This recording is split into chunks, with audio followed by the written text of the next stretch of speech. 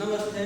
ધોરણ 9 વિષય સામાજિક વિજ્ઞાન એની અંદર આપણે 16મું પ્રકરણ ચાલુ કરીએ છીએ. તો 16મું પ્રકરણ આબોહવા જે ભૂગોળ વિભાગમાંથી આપણે ભણવાના છીએ. સૌથી પહેલા જે પાઠ છે એની રૂપરેખા સમજીએ કે ભાઈ આ પાઠની અંદર પ્રકરણની અંદર આપણે કઈ કઈ વસ્તુ ભણવાની છે. તો એની અંદર સૌથી પહેલા પાઠનું નામ તો કે આબોહવા.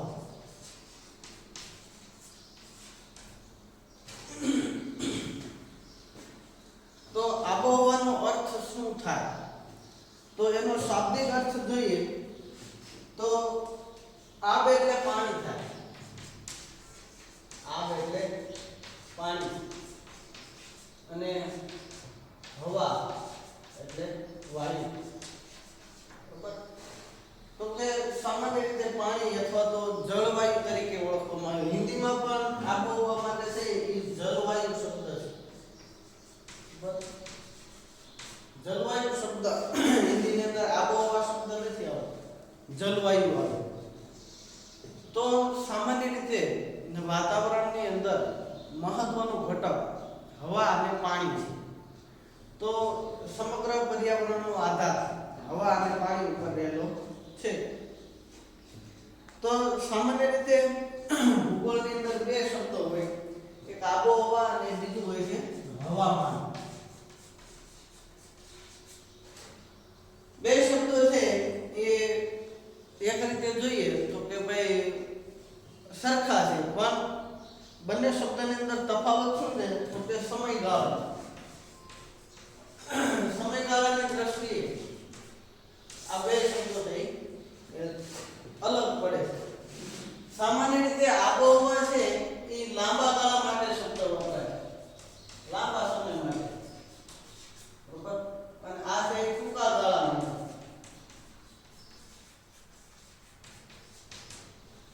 લાંબો ગાળો એટલે કેટલો? તો કે સામાન્ય રીતે આબોહવા છે એ 35 વર્ષ સામાન્ય એટલા વર્ષનું જે સરેરાશ હવામાન હોય એના આધારે. હવામાન એટલે તો કે ટૂંકા ગાળાનું દૈનિક હોઈ શકે, આજનું હવામાન, આ અઠવાડિયાનું હવામાન કે 15 દિવસનું હવામાન. તો એની અંદર વાતાવરણના જે કઈ વિવિધ ઘટકો હોય, બરોબર. કેવા ઘટકો? તો કે પવન, બરોબર, તાપમાન, વરસાદ વગેરે, બરોબર. વાતાવરણમાં ભેજ, આવા બધા જે કઈ ઘટકો હોય એની વાતાવરણની જે અંદર જે સરેરાશ સ્થિતિ હોય એને છે એ આબોહવા તરીકે ઓળખવામાં આવે. તો આબોહવા છે એ સામાન્ય રીતે લાંબા ગાળા માટે હોય. અને આબોહવા નક્કી કરવા માટે તો કે લાંબા સમયનો જે કઈ નોંધ આપણે રાખવી પડે અને એના આધારે આબોહવા નક્કી થાય. આ ચેપ્ટરની અંદર આબોહવા ત્યાર પછી છે એ ઋતુ પરિવર્તન.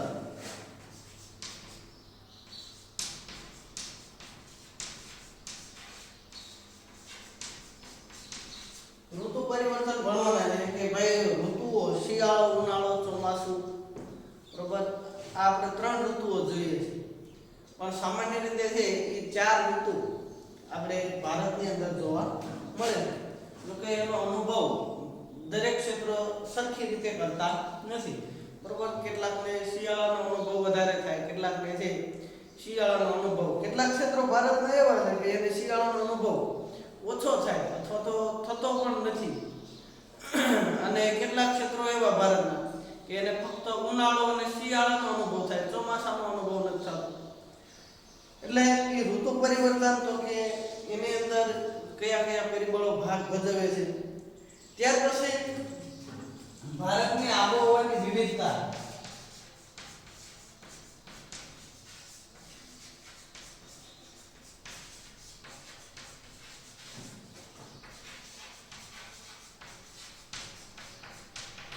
ભારતની અંદર ઘણા બધા ક્ષેત્રો એવા છે કે ભાઈ અલગ અલગ એકબીજાથી વિષમ પરિસ્થિતિ ધરાવે, બરાબર.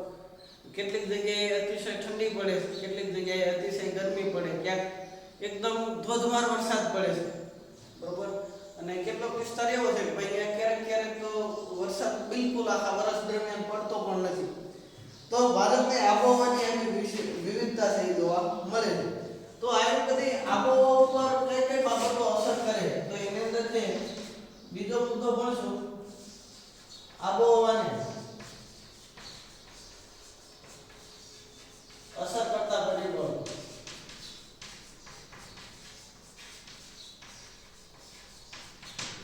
આબોહવાને અસર કરતા પરિબળો ઘણા બધા છે, બરોબર. પણ આ પાઠની અંદર આપણે છે ચાર જેટલા પરિબળોનો છે અભ્યાસ કરશું.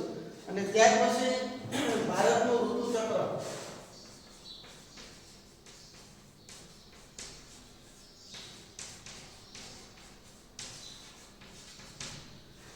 ભારતની અંદર ઋતુચક્ર કયા પ્રકારે કામ કરે છે તો કે શિયાળો, ઉનાળો, બરોબર, વર્ષા ઋતુ અને નિર્વર્તન ઋતુ.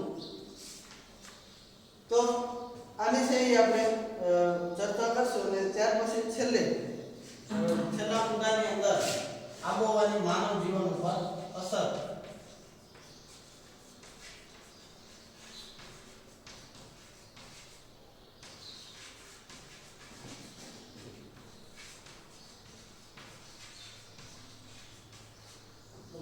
આબોહવા છે એ માણસોના જીવન, આ ઉપરાંત એની આર્થિક પ્રવૃત્તિ, બરોબર, કેવા પ્રકારે માણસ વિવિધ પ્રવૃત્તિ કરતો હોય, બરોબર, ખેતી કરે છે તો શેની ખેતી થાય છે, એનો કામ ધંધો શું, એમના મકાનો કેવા છે, આ બધાની આબોહવા ઉપર અસર થતી હોય.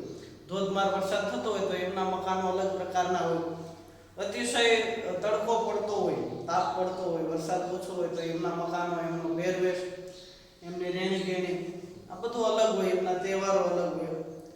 તો એ આબોહવાની માનવ જીવન ઉપર છે એ ગાઢ અસર જોવા મળે છે.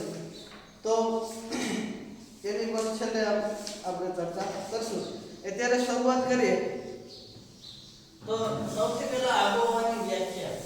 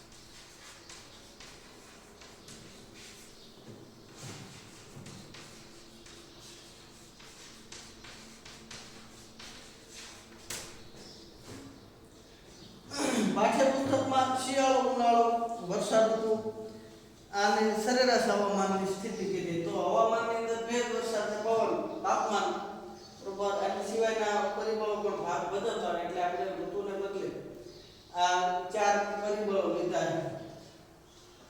તો વાતાવરણની અંદર ભેજ, વરસાદ, પવન, તાપમાન વગેરે જેવા ઘટકો, બરોબર, એની જે જેવા જે ઘટકો હોય એને 35 કે વધુ વર્ષોની સરેરાશ સ્થિતિ, બરોબર.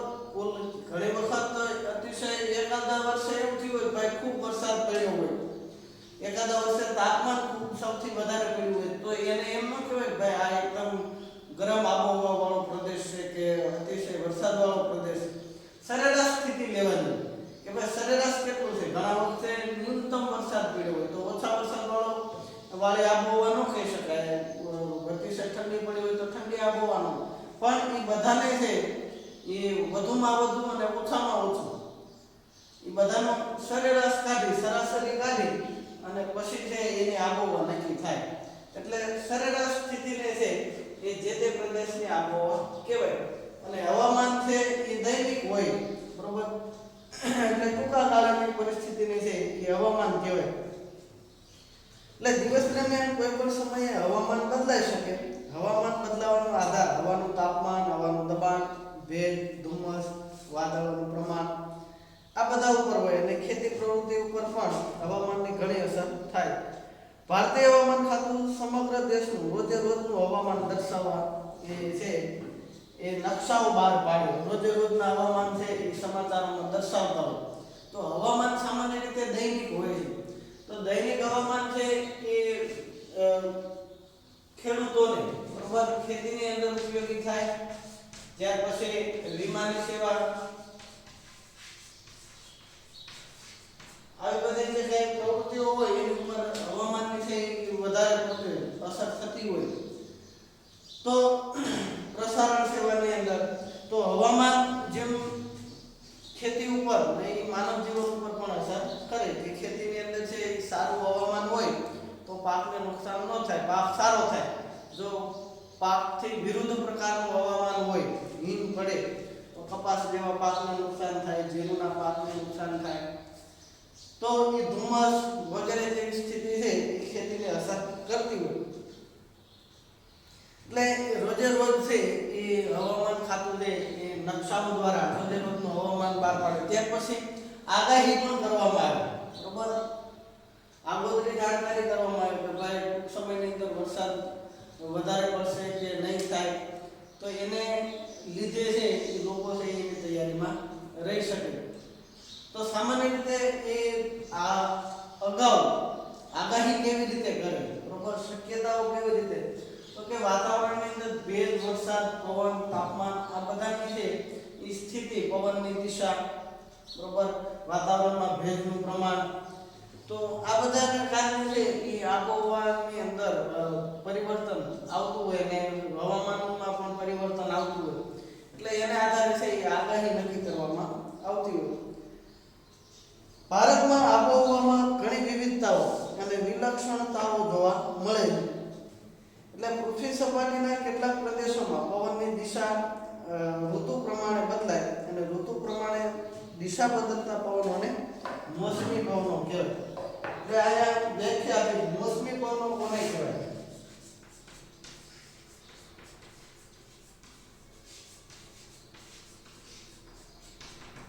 બરોબર, તો એની વ્યાખ્યા થાય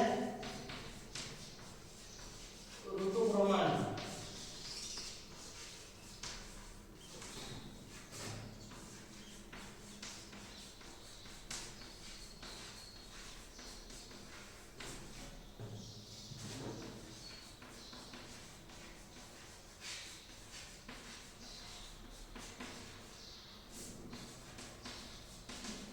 ભારત છે એ મોસમી પવનોનો દેશ છે. અખાતી દેશો છે એ મોસમી પવનો અનુભવે, બરોબર, કે આપણે ઉનાળાની અંદર છે નૈઋત્યના મોસમી પવનો વરસાદ લાવે, આવું તમે ભણી ગયા છે. તો એ મોસમી પવનો અત્યારે ન અનુભવી શકાય. કેમ? તો કે ભાઈ અત્યારે એનો સમય નથી, બરોબર. જ્યારે જેમ 21 માર્ચ આવશે, બરોબર, અને ઉનાળાની શરૂઆત થશે માર્ચ મહિના પછી ધીમે ધીમે છે એ પવનો છે એ મોસમી પવનો છે એ ચાલુ થાય છે. એટલે મૂળ શબ્દ અરબી ભાષાનો મૂળ શબ્દ છે મોસીમ ઉપરથી છે એ મોસમી પવનનો નામ આપવામાં આવ્યું. એશિયા ખંડમાં ભારત, શ્રીલંકા, બાંગ્લાદેશ, પાકિસ્તાન, મ્યાનમાર આ મોસમી પવનો છે એ અનુભવે છે, બરોબર. બરોબર પાઠ્યપુસ્તક હોય તો એની નીચે અંડરલાઈન કરજો કે ભારત, શ્રીલંકા, બાંગ્લાદેશ આ બધા દેશો છે, પાકિસ્તાન એ મોસમી પવનનો અનુભવ, બીજા દેશો છે એ મોસમી પવનનો અનુભવતા નથી.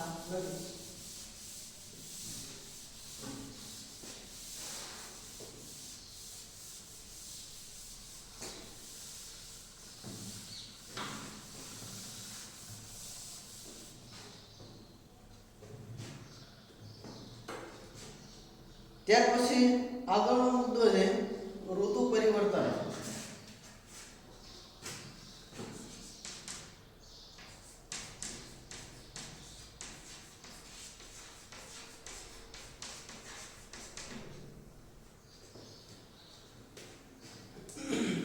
હવે ઋતુ પરિવર્તન થવાનું મૂળ કારણ શું છે તો કે પૃથ્વીનું છે એ નમન, પૃથ્વી નમેલી છે બરાબર.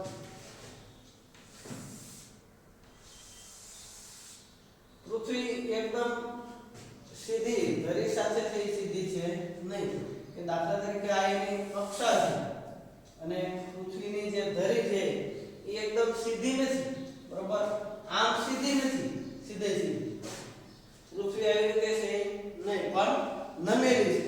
કેટલી નમેલી છે તો કે ભાઈ 66.5 અંશના ખૂણે નમેલી છે બરોબર. આપણે અંદાજિત જોઈએ તો કે ભાઈ આટલી નમેલી છે. તો આ જે ખૂણો રહ્યો બરોબર, આ ખૂણો એ 66.5 અંશનો છે બરોબર.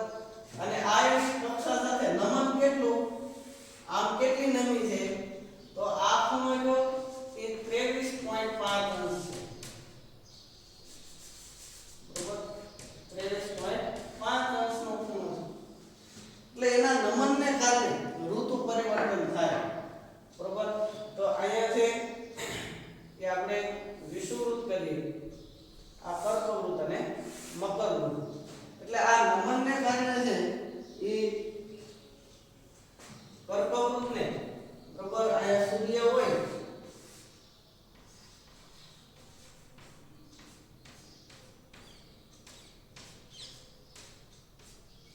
તો અત્યારના સમયની અંદર આ જે પરિસ્થિતિની અંદર કર્કવૃત્તને શું અનુભવાય, ઉનાળો બરોબર. અને અહીંયા કર્કવૃત્ત લખીએ, અહીંયા મકરવૃત્ત. તો આ સમયે સૂર્યના કિરણો અહીંયા કર્કવૃત્ત ઉપર સીધા પડે, જ્યારે મકરવૃત્ત ઉપર ત્રાંસા પડે. તો અહીંયા છે ઈ શિયાળો હોય બરોબર.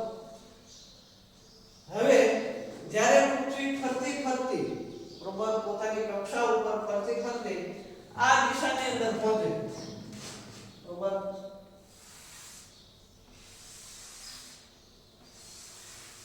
વિરુદ્ધ સાઈડ પૂગે, અડધો વર્ષ પૂરું થયું હોય સામાન્ય રીતે, તો આ સમયે છે એ માનો કે એની કક્ષા સાથે